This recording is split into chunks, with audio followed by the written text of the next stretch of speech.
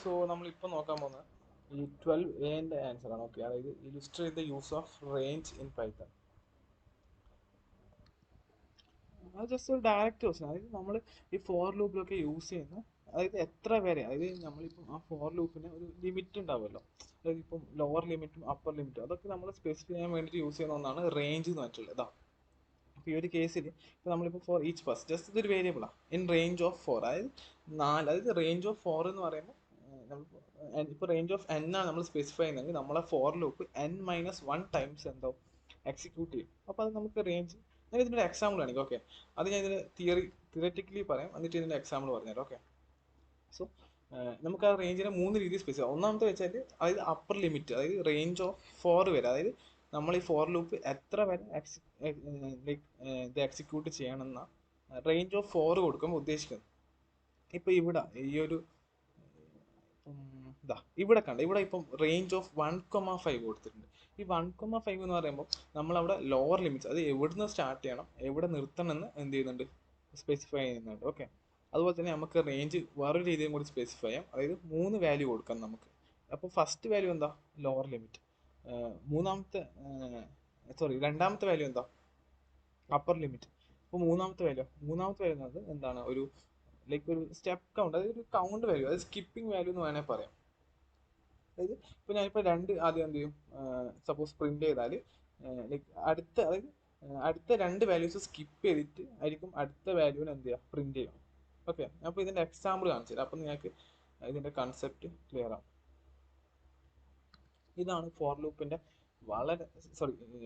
റേഞ്ചിൻ്റെ വളരെ സിമ്പിൾ ആയിട്ടുള്ള ഒരു എക്സാമ്പിൾ. അതായത് ഇപ്പോൾ ഇവിടെ നോക്ക്, ഇവിടെ ഞാനിപ്പോൾ എന്ത് ചെയ്തിട്ടുണ്ട്, for i in range of 10, അതായത് എനിക്കിപ്പോൾ എന്ത് ചെയ്യണം, അതായത് 1 തൊട്ട് 10 വരെയുള്ള നമ്പേഴ്സ് പ്രിന്റ് ചെയ്യണം. അപ്പോൾ ഞാനത് എന്ത് ചെയ്തു, അതായത് അപ്പർ ലിമിറ്റ്, അതായത് എത്ര വരെയാണോ എനിക്ക് പ്രിന്റ് ചെയ്യേണ്ടത് അത് ഞാൻ എൻ്റെ റേഞ്ചിൻ്റെ ഉള്ളിൽ സ്പെസിഫൈ ചെയ്തു. ഇപ്പോൾ ഇവിടെ കണ്ടു, ഇവിടെ ഇപ്പോൾ ഓർമ്മിക്കുക, ഞാനിപ്പോൾ റേഞ്ചിൻ്റെ ഉള്ളിൽ എത്ര വിലയാണോ സ്പെസിഫൈ ചെയ്യുന്നത് അത് -1 അത്ര ടൈംസ് ആയിരിക്കും നമ്മുടെ ലൂപ്പ് എക്സിക്യൂട്ട് ആവും. ഇപ്പോൾ ഈ ഒരു കേസ് കണ്ടോ, അതായത് ഞാനിവിടെ 10 കൊടുത്തെങ്കിലും എനിക്ക് 0 to 9 വരെ ഇവിടെ പ്രിന്റ് ചെയ്ത് വന്നിട്ടുള്ളൂ. കാരണം 10-1 9 ടൈംസ് നമ്മളെ ലൂപ്പ് എക്സിക്യൂട്ട് ആവും. സപ്പോസ് എനിക്കിവിടെ 10 കൂടി പ്രിന്റ് ചെയ്യണമെങ്കിൽ ഞാൻ എന്ത് ചെയ്യണം, ഇവിടെ 11 കൊടുക്കണം. അപ്പോൾ എന്തോ നമ്മളെ ലൂപ്പ് 0 എന്ന് സ്റ്റാർട്ട് ചെയ്യും, പിന്നെ എന്ത് ചെയ്യും, അതായത് 11-1 10 വരെ എക്സിക്യൂട്ട് ആവും. നോക്കാം, കണ്ടോ, 0 to 10 വരെ.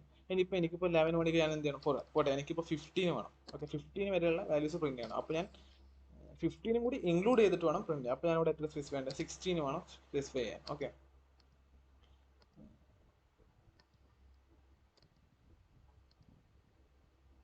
കണ്ടോ, അതായത് ഞാനിപ്പോൾ ഇവിടെ 16 സ്പെസിഫൈ ചെയ്തപ്പോൾ എനിക്ക് 15 വരെയുള്ള 0 to 15 വരെയുള്ള വാല്യൂ സ്പെസിഫൈ ചെയ്തു. സോ ഇവിടെ ഈ ഒരു കേസിൽ ഡിഫോൾട്ട് ആയിട്ട് 0 എന്നാണ് സ്റ്റാർട്ട് ചെയ്യുന്നത്. ഓക്കെ, അപ്പോൾ എനിക്കിപ്പോൾ 0 എന്ന് സ്റ്റാർട്ട് ചെയ്യേണ്ട, ഞാൻ ഈ വാല്യൂ ഞാൻ ചെറുതാക്കാം. ഓക്കെ, 10 വരെ മതി. എനിക്കിപ്പോൾ സ്റ്റാർട്ട് ചെയ്യേണ്ടത് 1 എന്നാണ്.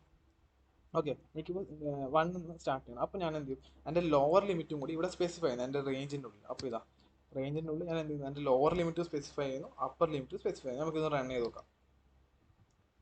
കണ്ടോ, ഇവിടെ 1 എന്ന് സ്റ്റാർട്ട് ചെയ്തു, 9 വരെ, അതായത് 10-1 9 വരെ എന്ത് ചെയ്തു, പ്രിന്റ് ചെയ്തു.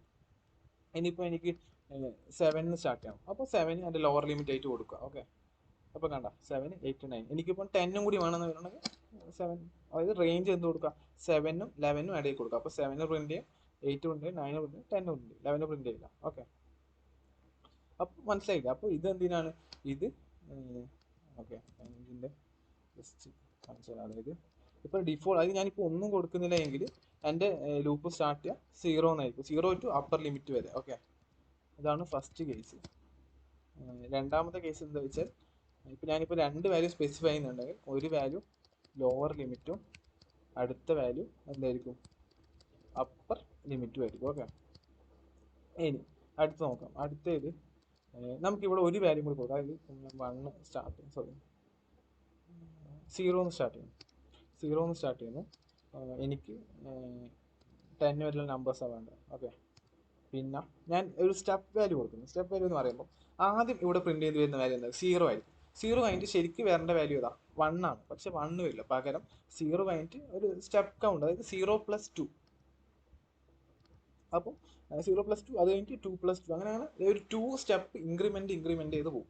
അതാണ് ഈ തേർഡ് വാല്യൂ എന്ത് ചെയ്യുന്നത്, ഇൻഡിക്കേറ്റ് ചെയ്യുന്നത്. അതായത് ഫസ്റ്റ് വാല്യൂ ഇൻഡിക്കേറ്റ് ചെയ്യുന്നത് ഞാനിത് just lower limit u, upper limit ആണ് യു എൽ. അതുപോലെ തന്നെ എന്താണ് ഇതൊരു സ്റ്റെപ്പ് വാല്യൂ അല്ലെങ്കിൽ ഒരു സ്കിപ്പ് വാല്യൂ അങ്ങനെ കരുതിയാൽ മതി. Okay, skip value. ഓക്കെ, അതാണ് ഈ തേർഡിൽ കൊടുത്തിട്ടുള്ളത്. ഓക്കെ, അപ്പോൾ ഫസ്റ്റിൽ എന്താണ് അതായത് ലോവർ ലിമിറ്റ്, സെക്കൻഡ് ഉള്ളത് എന്താ അപ്പർ ലിമിറ്റ്, തേർഡ് ഉള്ളത് എന്താണ് ഒരു സ്കിപ്പ് വാല്യൂ. ഓക്കെ, ഇപ്പം ഞാനിപ്പോൾ ഇത് സ്പെസിഫൈ ചെയ്തില്ല എങ്കിൽ, അതായത് 2 ഞാൻ കൊടുക്കുന്നില്ലെങ്കിൽ അതിന്റെ ഡിഫോൾട്ട് സ്കിപ്പ് വാല്യൂ എന്ന് പറയുന്നത് എത്രയായിരിക്കും? 1 ആയിരിക്കും. ഓക്കെ, അപ്പോൾ ഓർമ്മിക്കുക ഡിഫോൾട്ട് ആയിട്ടുള്ള വാല്യൂ 1 ആണ്. അതുകൊണ്ടാണ് 0.1 അത് ജസ്റ്റ് 1 വെച്ച് ഇൻക്രിമെന്റ് ചെയ്ത് പോകും. ഇപ്പം നമ്മളിപ്പോൾ ഇവിടെ 2 സ്പെസിഫൈ ചെയ്തുകൊണ്ടാണ് എന്തായത് 2 വെച്ച് ഇൻക്രിമെന്റ്. ഇപ്പോൾ ഞാനിപ്പോൾ 5 സ്പെസിഫൈ ചെയ്തിട്ടുണ്ട്, 0, 5, 10 മാത്രമേ ഉണ്ടാവും. കണ്ട, മനസ്സിലായില്ലേ? ക്ലിയർ ആയില്ലേ റേഞ്ചിന്റെ വർക്കിംഗ്? സോ ഇപ്പം ഈ കാര്യം നിങ്ങൾ എന്ത് ചെയ്യുക, ജസ്റ്റ് വേർഡ്സിൽ എഴുതുക ഈ 3 എക്സാമ്പിൾ. അതായത് സിമ്പിൾ ആയിട്ട് ഈ ഒരു എക്സാമ്പിൾ എഴുതിയാൽ മതി. ഓക്കെ, ഭയങ്കര ഇപ്പം നിങ്ങൾ ആ PDF ഒക്കെ ചെക്ക് ചെയ്യുമ്പോൾ നിങ്ങൾക്ക് ഭയങ്കര കോംപ്ലിക്കേറ്റഡ് വലിയ എക്സാംസിനും കാണാം. ജസ്റ്റ് സിമ്പിൾ ആയിട്ട് ഈ എക്സാമ്പിൾ എഴുതുക, ജസ്റ്റ് ഒരു 2 വേർഡ്സിൽ പറയാം ഇതാണ് concept. Okay, thank you for watching. എന്തെങ്കിലും ഡൗട്ട് ഉണ്ടെങ്കിൽ ജസ്റ്റ് കമന്റ് ചെയ്യുക.